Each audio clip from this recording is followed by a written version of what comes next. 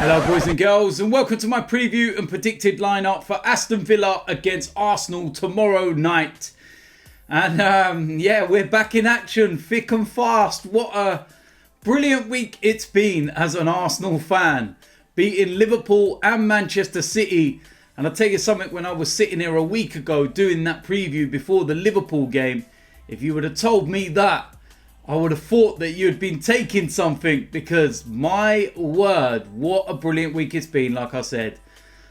Beating the current champions, the former champions, two of the best teams in Europe at the moment. And it just shows that we're starting to progress and we're starting to do the right things under Mikel Arteta. And this game is going to be just as big a game as those two. What we can't do is be very Arsenal-like, which is beat those two sides and then lose to Aston Villa. Don't get me wrong, this game is going to be tough because Aston Villa are fighting for their Premier League lives. They've got 2 games left to survive in the Premier League. They're in the relegation zone. The team that are above them and they've got to try and get in front of are Watford. Watford's last 2 games are Manchester City and Arsenal at the Emirates. So Aston Villa will think to themselves, you know what, if we can beat Arsenal and we can win our last game of the season, we could well survive in the Premier League. A defeat for them, that is pretty much it, done and dusted. Their time in the Premier League will be over. They've got some dangerous players that we're going to have to keep an eye on, the likes of Jack Grealish. Will he be an Aston Villa player next season? He's one that's being mentioned as a possible signing for Arsenal. So yeah, it's going to be a really, really tough game. The one thing that I'm happy about is that we're not going to Villa Park and having to face the whole end and their, support, because they can really get behind them and be a 12th man. So that's a bit of a bonus. And I think that going into this game, we should be full of confidence. We should be absolutely buzzing. The team lineup is going to be very important because I do think for this game there will be changes. It's not saying that our last 2 games are not important. It's just saying that given the 2 games that we've had against Liverpool and Manchester City, where so much work went into those performances, we didn't have the ball for long spells. And we had some players against Manchester City that were literally running on empty. And I think that given the fact it's such a short turnaround, we're going to have to, rotate the squad a little bit. And then go again for the game against Watford at the weekend. We get a nice few days break for that, fully recharged. And then we get a full week's break and preparation for the cup final against Chelsea. So yeah, team lineup is going to be very important. And it'd be very interesting to see what Mikel Arteta does. So with that said, I'm going to go and get into the starting lineup. Starting off in goal, Emi Martinez. And he has been an absolute revelation since he's came into the side. Leno is back in training and starting to work with the ball now. I don't think he'll actually be ready for any of the remaining games of the season. But that doesn't mean that he would get in right now, because Emi Martinez has been absolutely exceptional. And it's as simple as that. And he keeps his place in the side. I'm going to go with a back 3, and this is where I think we may well have some changes. Mustafi picked up a hamstring injury against Manchester City, and it's very evident from what Mikel Arteta was saying that he will not be available for this game. So the first player I'm going to go with is Rob Holden. I felt he was a little, hard done by to be left out against Manchester City, but hindsight's a wonderful thing, and Mustafi done really well. But for this game, I'm going to bring in Rob Holden. Next to him, I'm going to go with David Luiz, and I'm not going to make no changes. I'm not going to take him out of the side. He's been playing really well. His performance against Man City was exceptional. And when he did play with Rob Holden, a week or so ago, I thought he done really well in that game against Liverpool. So that's what I will go with. Now, in the left back of the 3, should we say, I'm going to go with Kolasinac. I'm going to bring Kieran Tierney out of the side. Not because I want to, because I just feel that he might need a rest. He was exceptional against Liverpool, exceptional against Manchester City. I would just like to take him out of the firing line and give him a couple of days break with the Watford game in mind, and then of course the FA Cup final. So I will go with Kolasinac.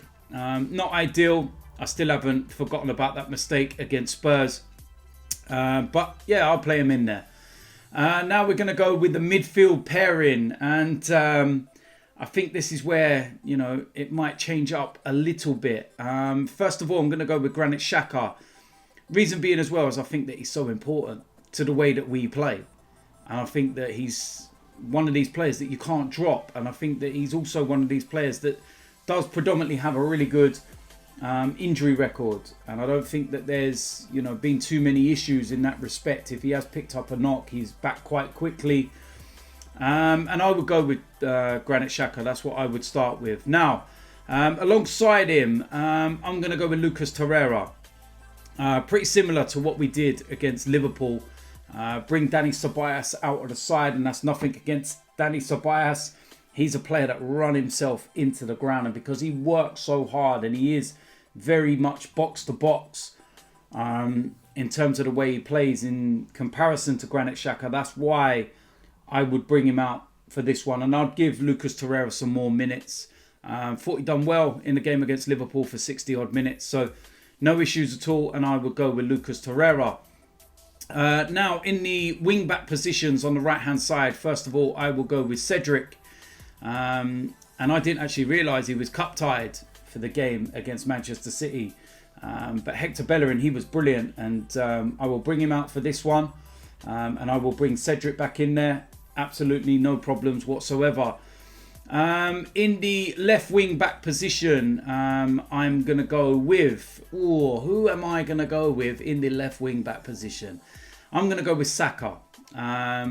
He didn't, you know, get involved in the game against Manchester City. He was on the bench. Maitland-Niles for me was absolutely superb, and you've got to look at him for that position right now. But for this game, yeah, I'll bring Saka back, and I will put him on the left wing back position. Now we're going to go with the attacking three, and this is where we've got some decisions to make. I'm actually going to go with Reiss Nelson on the right-hand side. I thought he done well against Liverpool. Nicola Pepe was brilliant against Manchester City, but I'll bring him out, give him a bit of a breather for this one. And yeah, I'm going to go with Reiss Nelson. I think he deserves another chance after that Liverpool performance.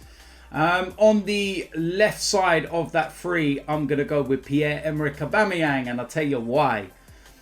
Because the guy's chasing the golden boot. He's not that far behind, and if you remember last year, he was around about 3 goals away from, you know, Mo Salah and Mane and whatnot going into the last weekends.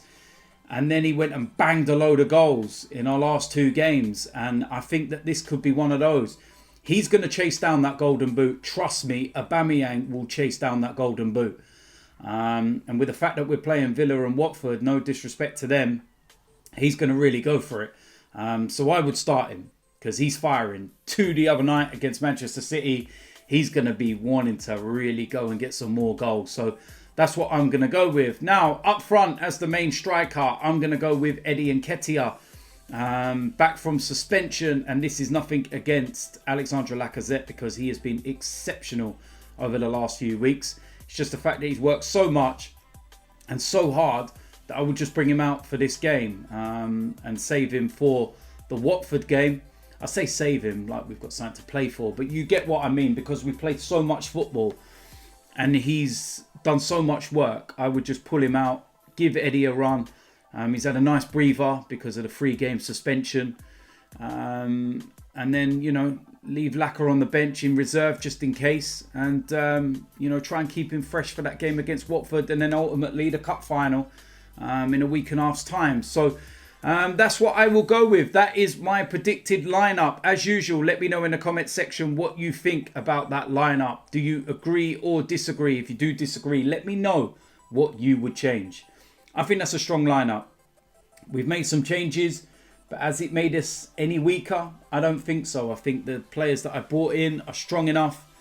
And that's a very strong lineup, in my opinion. And I think that's enough to do what we need to do against Aston Villa. And like I said, it's a big game.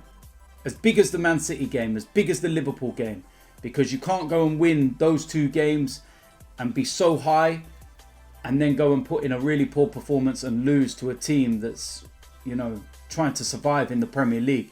You've got to go out there, be ruthless, you know, get the goals, get the victory, and then we move on. So it's as simple as that. Now, of course, tomorrow you can catch me on AFTV for the live watch along. There's the usual DT's dailies, and of course there will be a player ratings the following day. And like I always say, I hope I am smiling. So if you're new around here, hit the subscribe button. Make sure you smash a like on this video, and I will see you lot soon. I'm out of here.